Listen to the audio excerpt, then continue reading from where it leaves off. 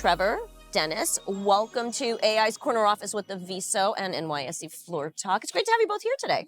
Thanks for having us. Thank you. Thank you so much. So Dennis, I want to start off by talking about Ivanti. Tell me about Ivanti's vision and how you plan to bring it to life in your new role as CEO. Sure. Thank you very much.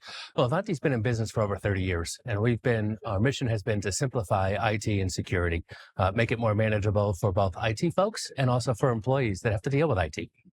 Now, with AI, that creates a tremendous amount of opportunities to continue to drive efficiencies and provide innovation.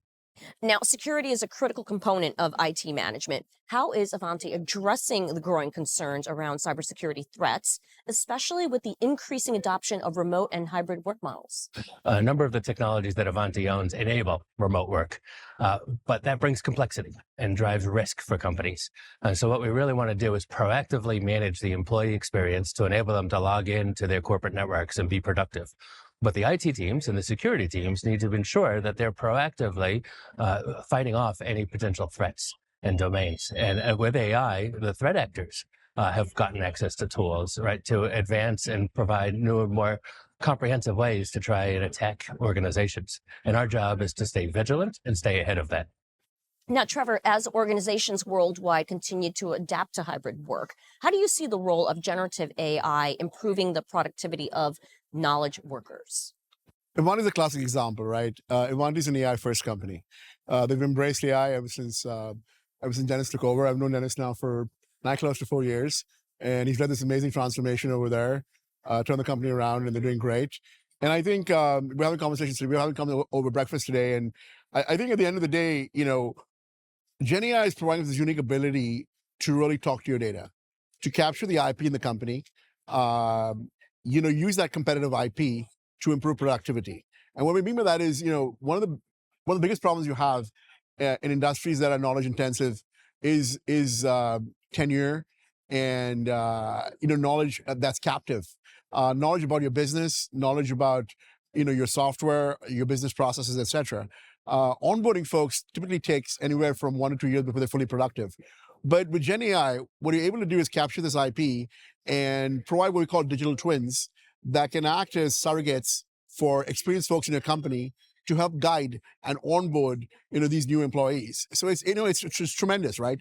For example, we've got this concept of an SE avatar. I was talking to Dennis about it. Cisco, as you know, is a customer of ours, and they hired 1,000 new salespeople. The problem is Cisco's SKUs are incredibly complex, and they got this, I think there's about 1,000 SKUs in there.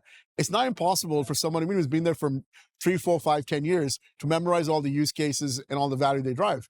But with the SE avatar, the sales engineering avatar, they're able to ask questions on the fly, get answers, and because they're not limited by the human corpus, the ability for them to take advantage of that knowledge and then apply it on the fly without going through 2, 3, 4 years means you've got folks in their first and second year who are as productive as someone who's been there 10 years, which is crazy in terms of, how we're extrapolating the value we drive in the organization, right? And I think not only that, we think about it in 2 different vectors. One is improving our ability to operate. Right? Threat research, for example, the amount of data that you have to consume to be able to detect anomalies. AI is very good at recognizing patterns and providing input for humans to now then interpret it and say, what do I need to do with it? What's the best corrective action for a knowledge worker to take? Similarly, in customer service, we're using generative AI to improve a customer experience, right? Be able to better understand what their issues are, route them to the right people in our company to help them resolve the issues. Dennis, we've been talking about the fact that, you're AI first, right? And it's a balancing act, as you're well aware. Judy was talking about, the innovation you're driving over there. So how do you deal with balancing innovation versus risk?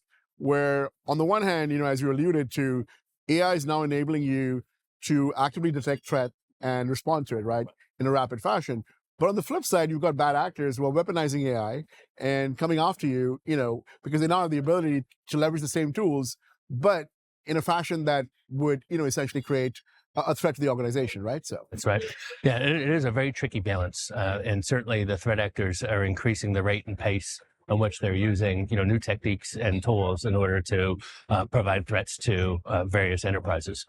For us, it's all about continuing to outsmart them, be proactive, understand, what the next possible attack surface is, and then how do you then appropriately manage and maintain that risk but yet still provide productivity for the business.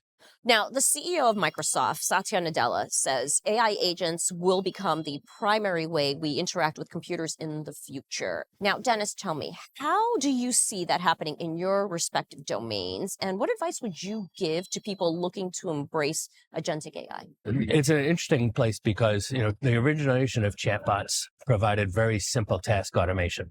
They were not autonomous. Now, in agentic AI, you have autonomy. You have agents that can adapt and think on their own and can now solve multi-step problems, automatically. What that does is it frees up the ability for knowledge workers to focus on other more important tasks. And Trevor, what are your thoughts? Obviously, Satya is big on agents and agentic workflows. And it's admirable what Microsoft has done in terms of embracing this new paradigm, right? But I don't think he's far from the truth, right? It's inevitable for folks to take advantage of this tailwind. Dennis and I were talking about this earlier, right? We've seen through the ages, right? The .com bust. We've seen the advent of of the cloud, right? And now, of course, there's AI and AI agents, right? But I think those companies that take advantage of this are going to see the impact that agentic workflows and agents have on their top line. Because at the end of the day, what we're talking about is augmenting human beings. We're talking about taking you and making a better version of yourself by taking away the rote work that exists in the company and enabling you to focus on the value-added tasks, right? And I think if we're successful in that and we can truly augment parts of the organization, as well as perhaps replace parts of the organization where it's more for rote tasks like outbound calling, et cetera, or creating strategic account plans and stuff like that, then we can enable and free up more time, both from a productivity standpoint, as well as in terms of letting people do the things they love, which means it's greater product for the organization, right? All right. Well, Trevor, Dennis, wonderful to talk with you. Thank you for joining me today. It's a pleasure as always. Thank you so much for having us, Judy.